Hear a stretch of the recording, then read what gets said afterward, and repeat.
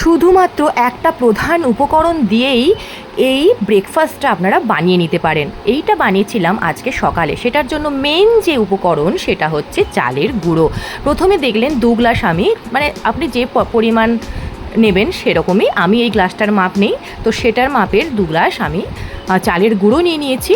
আর তারপরে তাতে অল্প অল্প করে জল ঢেলে আমি একটা পাতলা ব্যাটার, ধোসার ব্যাটার দেখছেন তা সেরকম তৈরি করে দিয়েছি। তারপরে তাতে যোগ করেছি পেঁয়াজ কুচি, ধনেপাতা কুচি, আর এই যে আমি দিলাম 1 চামচ বেসন, এটা কিন্তু পুরোপুরি অপশনাল, এটা না দিলে কোনো প্রবলেম হবে না। তো 1 চামচ বেসন আমি অ্যাড করছি।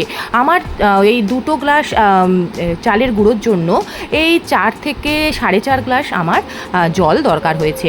আপনারা দেখে বুঝে তারপরে অল্প অল্প করে কিন্তু জল মেশাবেন, একসঙ্গে পুরো জলটা দেবেন না। তারপরে দেখুন আমি তাওয়ায় প্রথমে একটুখানি 1 ফোঁটা একদম তেল ব্রাশ করে নিয়েছি। তারপরে ব্যাটার ঢেলে একটু স্প্রেড করে একটু প্রথমে ঢাকা দিয়ে করেছি, তারপরে ঢাকা খুলে একটু হাই ফ্লেমে, মানে মিডিয়াম টু হাই ফ্লেমে কিছুক্ষণ কুক করলেই দেখবেন নিচটা একদম লাল লাল হয়ে গেছে আর ওপরটার কাঁচা ভাব চলে গেছে। তারপরে ধোসার মতো এটা উল্টে দেবেন। তারপরে দেখুন আমার কিন্তু একদম তেলের প্রয়োজন হয়নি, তেল ছাড়াই কিন্তু আমি পরের ধোসাগুলো বানিয়ে নিচ্ছি। চালের গুঁড়ো দিয়েই কিন্তু এই ধোসাটা একদম তৈরি হয়ে গেছে। আর নিচ থেকে দেখুন কতটা সুন্দর কালারও এসছে। দেখো আমি সার্ভ করলাম মা বাবার জন্য।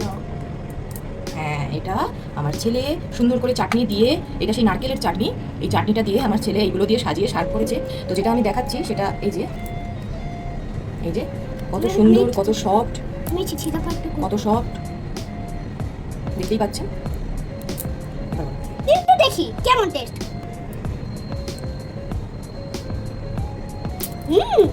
রান্না তো দারুণ। কেমন লাগলো অবশ্যই জানাবেন।